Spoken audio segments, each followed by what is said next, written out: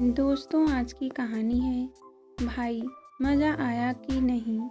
कहानी पसंद आए तो वीडियो को लाइक एवं सब्सक्राइब जरूर करना। आज अनिल का जन्मदिन है। कल से उसकी याद आ रही है। बचपन का मेरा हर क्राइम में पार्टनर। बचपन के क्राइम पार्टनर लाइफ में खास जगह रहते हैं। अभी तो इंडिया में अनिल उठा नहीं होगा सोकर। बर्थडे पर ऑफिस नहीं जाता है। चेक कर लेता हूँ, क्या पता उठ गया हो सोचकर मैंने उसे व्हाट्सएप कॉल की। जनाब ने फ़ोन उठाकर ऐसा बात शुरू की जैसे बीते सालों में हमारे बीच कुछ हुआ ही ना हो। बोला, और मेरे परदेसी बाबू, याद है मेरा बर्थडे? क्या ऐश हो रही है बोस्टन में? थोड़ा चुप हो जाओ तो मैं तुम्हें बर्थडे विश कर लूँ। कहते हुए मैं बहुत ज़ोर से हंस दिया। उसे हैप्पी बर्थडे कहा तो फिर शुरू हो गया। नाटकीय स्वर में बोला, अरे यहाँ के क्या हैप्पी बर्थडे, मौज तो तुम करते होंगे। वहाँ बकवास मत करो, अकेला रहता हूँ। सब कुछ अकेले मैनेज करने में हालत ख़राब हो जाती है। तुम लोगों को तो सब कुछ किया कराया मिलता है, वहाँ तो कमा भी तो तुम ही रहे हो, हम सबसे ज़्यादा। हम तो यहाँ इलाहाबाद में ऑफिस के घर से ऑफिस, बस। अच्छा, और वो ऑफिस में गप्पे और आते जाते नुक्कड़ के हरी चाय वाले पर जो दोस्ती यारी होती है, उसके मज़े नहीं लेते तुम लोग? कहीं भी आना जाना हो, सबका अड्डा आज भी वही है ना? राधे की ठंडी फ्रूट क्रीम, देहाती के रसगुल्ले, राजा राम की रबड़ी कुल्फी, हाय खा रहे हो ना तुम सब वहाँ? अरे आनंद, तुम्हें ये सब याद आ रहा है? मुझे तो लगा कि अब कहाँ याद आता होगा तुम्हें यह सब। तुम सबको भूल गए होंगे। नहीं मेरे भाई, अब तो सब कुछ एक एक बात और ज़्यादा याद आती है। मेरा स्वर शायद थोड़ा उदास हुआ था, तभी शायद अनिल ने बात बदल दी। यह बता, कोई बेब पसंद आई वहाँ? मैं हंस पड़ा। जिस तरह से पूछ रहा है उस तरह से तो नहीं। मैं ऑफिस में अच्छी दोस्ती है, कुछ मतलब कोई गर्लफ्रेंड नहीं है? नहीं। फिर तो मेरी लाइफ सच में बोरिंग है। तू एक काम कर, कोई अफेयर चला ले, मन लगा कर रहेगा। बड़े भाई को कौन ऐसी सलाह देता है? 2 ही साल बड़ा है तू, और कॉलेज की खुराफातों में शामिल करते हुए ध्यान नहीं आया कि तू बड़ा है। हम दोनों ने फिर तो एक एक बात याद की और बहुत हंसे, जैसे पिछले कुछ समय की कड़वाहट ने हमें छुआ भी ना हो। और फ़ोन रखने से पहले मैंने पूछ लिया, यहाँ आजा, थोड़े दिन आएगा, साथ घूमेंगे, मस्ती करेंगे। थोड़ा यार, अभी तेरे पास आने के लिए थोड़ा सेविंग कर लूँ, फिर आता हूँ। अरे मैं हूँ ना, मैं भेज दूँगा। टिकट ये बता तू कब फ्री है? पासपोर्ट तो हम सब ने साथ ही बनवाया था। सोच कर बताता हूँ। सोच कर क्या बताएगा? ऐसा कर, मेरे बर्थडे पर आजा। चल फिर आता हूँ। आगे की कई बातें करके, बहुत सारे हंसी मजाक करके हमने फ़ोन रख दिया। इलाहाबाद के नैनी क्षेत्र में हमारा बड़ा सा मकान है, जिसकी दूसरी मंजिल पर मेरे पिता केशव, मम्मी लता, पहली मंजिल पर मेरे बड़े चाचा शेखर, चाची सुधा, उनके बच्चे सुनील, अनिल, और तीसरी मंजिल पर मेरे छोटे चाचा महेश, चाची रमा, उनकी बेटियां नेहा और आरती रहते थे। ग्राउंड फ्लोर पर नौकरों के लिए एक कमरा और गैराज है। सिविल लाइंस में हमारे रेडीमेड गारमेंट्स के बड़े बड़े शोरूम्स हैं। कुल मिलाकर सब ठीक चल रहा था, पर धीरे धीरे बिजनेस में और बात नहीं रही जो हुआ करती थी। तीनों भाइयों में मनमुटाव होने लगा, जिनमें हम सब बच्चों जो दिल से एक दूसरे के साथ जुड़े थे, हम भी पिस गए। हालात इतने बिगड़े कि घर और बिजनेस का बंटवारा हो गया और सब अलग अलग हो गए। घर भी अलग, बिजनेस भी अलग। हम बच्चे आपस में किसी भी तरह कभी भी जुड़े रहते। हमारा प्यार बड़ों की तरह कम नहीं हो पाया। मैं इकलौता बेटा था, मेरे तो सब भाई बहन ही थे। उनसे दूर होने का ख्याल मुझे कई दिन तक परेशान करता रहा। बिजनेस में मेरा मन नहीं लग रहा था। मैंने पेरिस से ही MBA किया और फिर मुझे बोस्टन में ही यह अच्छा जॉब मिल गया है। यहाँ तो आ गया, पर अकेलापन तो लगता है। ऑफिस में काम करते रहना अच्छा लगता है, घर आकर अकेलापन ज़्यादा महसूस होता है। हमेशा भरे पूरे घर में समय बीता था, अब एकदम अकेला था। दोस्त भी खास नहीं थे। घर आकर अपने फ्लैट में बंद हो जाता हूँ।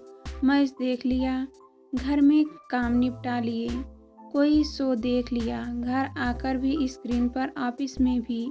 कभी छुट्टी वाले दिन एप्पल सिनेमा हॉल चला जाता हूँ, जहाँ हिंदी फिल्में चलती हैं, पर मैंने तो कभी अकेले फिल्में देखी ही नहीं थी। हम सब काजिन्स साथ जाया करते थे। बस अनिल आ जाए, बहुत मस्ती करेंगे साथ, बस चाचा जी उसे आने दे। और फिर मैंने जल्दी से अनिल को फ्लाइट बुक कर दी। मेरे बर्थडे पर एयरपोर्ट पर खड़ा वो मेरे गले मिल रहा था। मुझे यकीन नहीं हुआ। मैं उसे टैक्सी से अपने फ्लैट पर ले गया, साथ ही साथ उसे शहर के बारे में बताता रहा। आती जाती स्मार्ट लड़कियों को देखकर वो जैसे मुझे देखकर हाथ से वाह का इशारा करता, मैं खुलकर हंसता। मुझे अपनी ही हंसी अच्छी लग रही थी। मुद्दतों हो जाती है ऐसे हंसे हुए आजकल। फिर मैंने एक हफ्ते की छुट्टी ले ली, उसे अपने साथ घर का कुछ सामान लेने फैनुअल हॉल में ले गया। पटेल ग्रॉसरी स्टोर में वो हैरान होता रहा, यार सब कुछ मिलता है क्या? पैराटाइज बिरयानी खा। आकर उसने बिरयानी की हद से ज़्यादा शौकीन नेहा और आरती को वीडियो कॉल ही कर दी। हमारी दोनों बहनें शुरू हो गई, बहुत गुस्सा आ रहा है। आनंद भैया, अपने अनिल भैया को बुलाओ, हमें नहीं। और बिरयानी खाते हुए वीडियो कॉल रखते हुए आप दोनों भैया को शर्म नहीं आई? देखना हजम नहीं होगी। आनंद भैया, हमें भी आना है तो आ जाओ, जब कहोगी तुम्हारे भी टिकट्स बुक कर दूंगा। आरती ने कहा, भैया मुझे भी वहाँ पढ़ना है।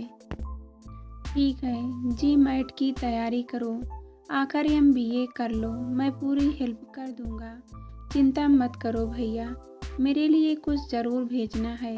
हंस पड़ा, सब तो मिलता है वहाँ। हाँ भैया, फिर भी कुछ तो भेजना, फ्रेंड्स को थोड़ा शो ऑफ करूँगी। हंसी मजाक होता रहा। हमारा डिनर हो गया तो अनिल और मैं बोस्टन पब्लिक गार्डन घूमते रहे। हमने कितनी ही बातें की, अपने सब दोस्तों से अफेयर्स और ब्रेक आप पर खूब बातें की। मेरा मन जैसे चहक उठा था, नया जोश भर गया था। आसपास बहुत घूमे, मैं भी अकेले अभी तक इन जगहों पर नहीं गया था। हमने सबके लिए इंडिया ले जाने के लिए कुछ ना खरीदा। मेरे कहने पर लोकनाथ चौक की कचौड़ी नमकीन वो जो लाया था, मैं डट कर खाता, कह देता यह तुम न खाना, तुम तो जाकर भी खा लोगे, और वो इस बात पर हंस देता। बहुत ही यादगार समय बिताकर अनिल चला गया। बड़ों के विवादों का हम पर जरा भी असर नहीं हुआ है, यह बात मन को बहुत खुशी दे गई थी। मेरे कुछ दिन बहुत अच्छे बीते। इन मीठी सी यादों ने दिल को एक नए उत्साह से भर दिया था। मैं अपनी लाइफ में फिर बिजी हो गया। अब इतना ज़रूर हुआ कि मेरे कानिस्ट मेरे हाथ बड़े हक से बड़े प्यार से टच में रहते। सब मेरे पास घूमने आने के लिए तैयार थे। हम सब कभी भी वीडियो कॉल करते। हमें अपने बड़ों से इस मामले में अब कोई मतलब नहीं था। उनके आपसी संबंध बिगड़ गए थे, पर हम सब भाई बहन आपस में प्यार करते। हमारा बचपन एक साथ एक घर में बीता था। अंदाज़ा लगाना मुश्किल नहीं था कि हम सब आपस में कितना जुड़े थे। मैं तो आते समय चुपचाप उदास सा आ गया था, पर बाद में सब मुझसे फ़ोन पर कितना लड़े थे कि मैं माफ़ी मांगता रह गया था। जब से अनिल मिलकर गया था, मुझे अपने कान्हे और याद आते। मेरी मम्मी की अपनी भाई रमेश मामा से नानी नाना के बाद बनी नहीं, पर मामा का बेटा रोहित मुझे प्रिय था। मामा के यहाँ लखनऊ आना जाना छूट गया, पर रोहित जब भी इलाहाबाद आता घर जरूर आता। मम्मी खिंची खिंची रहती, पर हम सब काजिन्स उसका खूब स्वागत करते। हम सारे जब 2 कारों में भरकर उसे सामियाना में छोले भटूरे खिलाने ले जाते, वहाँ मिलने वाले दोस्त कहते आ गई आनंद की टीम। और फिर किसी दिन जॉर्ज टाउन की पंडित जी की चाट खाई जाती, मज़ा आ जाता। चाट खिलाने वाले भी जानते थे कि हम सब एक घर से हैं। अब जब उसी रोहित का एक दिन फ़ोन आया, मेरा चौंकना स्वाभाविक ही था। व्हाट्सएप कॉल कर मेरे डीपी देखते हुए उसका पहला सेंटेंस था, यार तू तो बहुत हैंडसम लग रहा है डीपी में। देख भाई, हैंडसम तो मैं शुरू से ही था, बस घर में मुर्गी दाल बराबर वाली बात है। फिर क्या था, 2 काजिन्स 2 बाल सखा, जब बात करेंगे तो क्या होगा, बस एक दूसरे की टांग जी भरकर खींची। फिर उसने कहा न्यूयॉर्क की एक कंपनी में जॉब ऑफर किया है, आ जाऊं? अबे सच आजा भाई। वाह वाह, क्या बात बताई।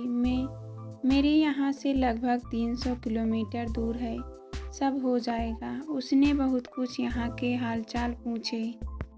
मैंने कहा और जब आएगा तो मामी जो भी कुछ अपने हाथ से बना कर देगी, मेरे लिए भी लाना। भुक्खड़, आज भी तुम्हारे खाने के शौक कम नहीं हुए। आओ देखो, यहाँ रहकर क्या क्या याद आता है।